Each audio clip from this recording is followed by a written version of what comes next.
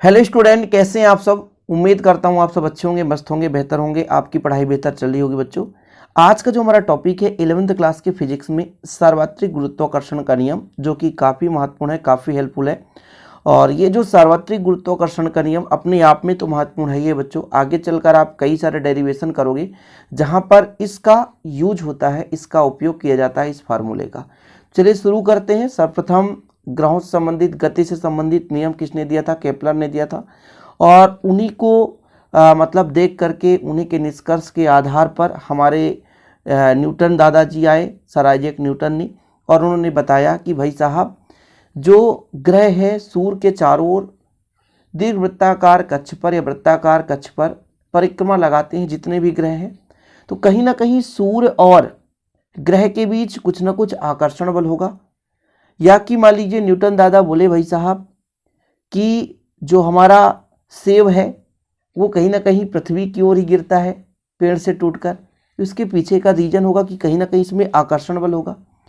और उन्होंने विस्तृत अध्ययन किया। देखो, जो हमारा जो भी भौगोलिक संबंधित या भूगोल से संबंधित जो भी नई तथ्यों की खोज हुई वो क्रम से हुई बच्चों। पहले किसी ने कुछ और बताया, किसी ने कुछ और बताया, धीरे धीरे करके नए तथ्यों की खोज हुई। उन्हीं सिद्धांतों के आधार पर आज भी नई चीज़ों की खोज होती जा रही है। तो यहाँ पे न्यूटन साहब आए और बोले कि रुको जरा, तुमने तो ये बताया कि सूर्य के चारों ओर ग्रह परिक्रमा करते हैं, केपलर ने बताया। तो बोला रुको, हम बताते हैं भाई साहब, इसके बीच कहीं ना कहीं अट्रैक्शन फोर्स लगता है। वो अट्रैक्शन फोर्स किस किस पर निर्भर करता है? तो उन्होंने कहा हम मान के चलते हैं कि हमारे पास दो पिंड हैं।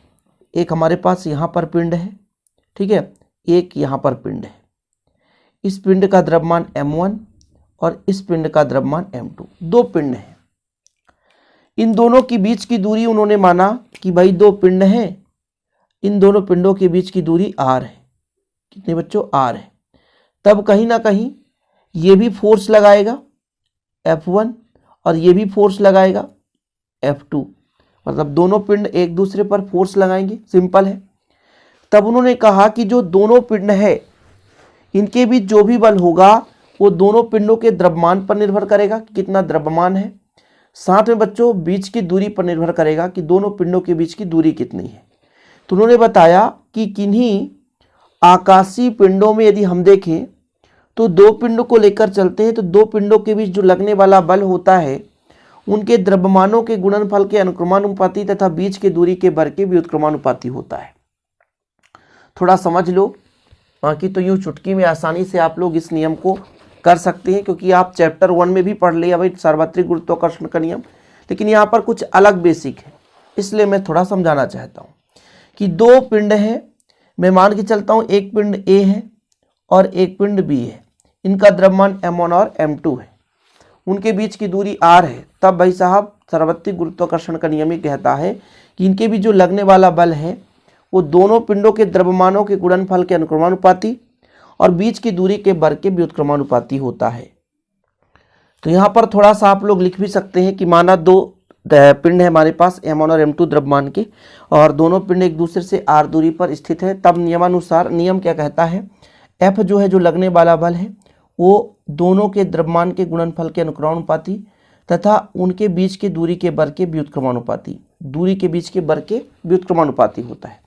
दोनों को संयुक्त करके लिखने पर या उपरोक्त दोनों को मिलाकर लिखने पर, दोनों को मिलाकर लिखने पर, मिलाकर लिखने पर, चलो बच्चों मिलाकर लिख दो। तो कितना हो जाएगा? F समानुपाती m1 m2 बटे r स्क्वायर। जब समानुपाती हटाते हैं तो एक नियतांक लगता है, तो यहाँ पर एक नियतांक लगा दूंगा, यहाँ पर एक नियतांक लगाऊंगा g, ठीक है, m1 m2 बटा r स्क्वायर। अब ये द्रव्यमान कितना मानकर चलना है वो आपके आधार पर है कि कैपिटल M माने हो, स्मॉल m की जो भी मानना हो। जहाँ g क्या है? जहाँ g एक क्या है? आनुपातिक नियतांक है। क्या बच्चों? आनुपातिक नियतांक है।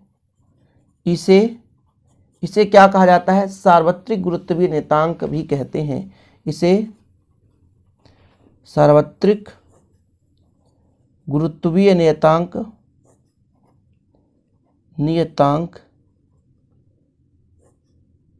भी कहते हैं। ठीक है, ये चीज़ हो गया। इतने में आपको 2 नंबर मिल जाएगा। ठीक है, यहाँ तक यदि आप कर लेंगे तो 2 नंबर मिल जाएगा।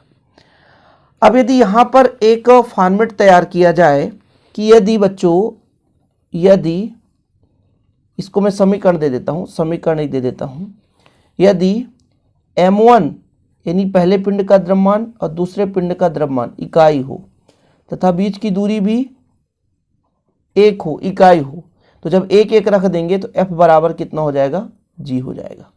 ये कब होगा कि भाई जो सार्वत्रिक गुरुत्वीय नियतांक है उस आकर्षण बल के बराबर होगा या उस आकर्षण बल के आंकिक मान के बराबर होगा जिसे एकांक द्रव्यमान के पिंडों को एकांक दूरी स्थित होने पर एक दूसरे पर जो है बल आरोपित होता है।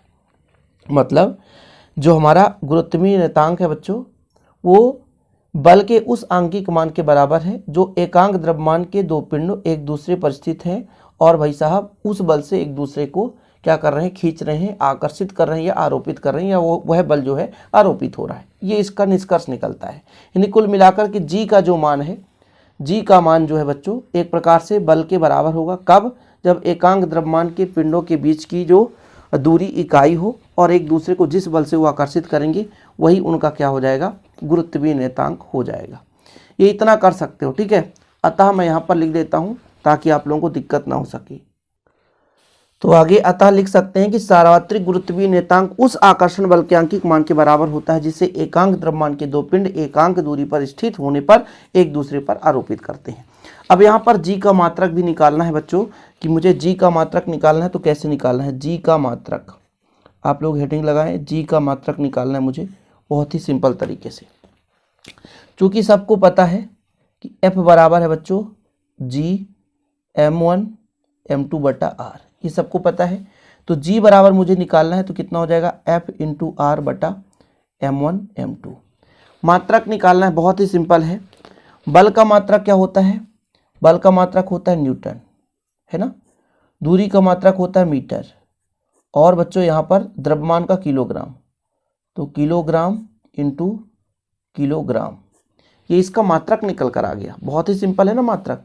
तो इसका मात्रक हो गया, जी का मात्रक हो गया, जी का मात्रक न्यूटन मीटर, न्यूटन मीटर प्रति 2 किलोग्राम है तो किलोग्राम स्क्वायर हो गया, इसका मात्रक हो गया।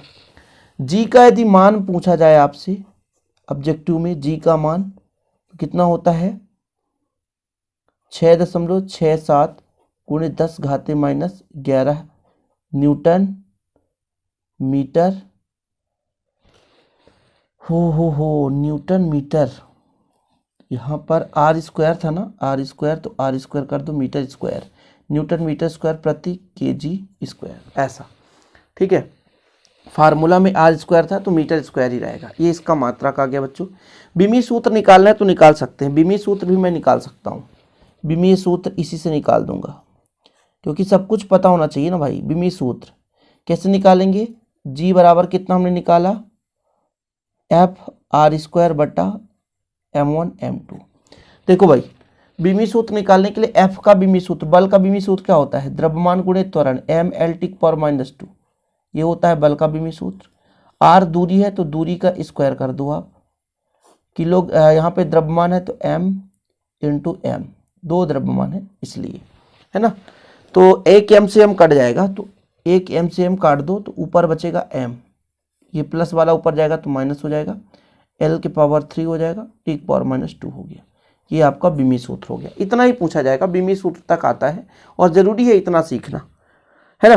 तो गुरुत्वाकर्षण का नियम कंप्लीट बच्चों। वीडियो पसंद आए तो लाइक करके शेयर करिएगा और ऐसी वीडियो पाने के लिए चैनल को सब्सक्राइब कर लें। जय हिंद, वंदे मातरम।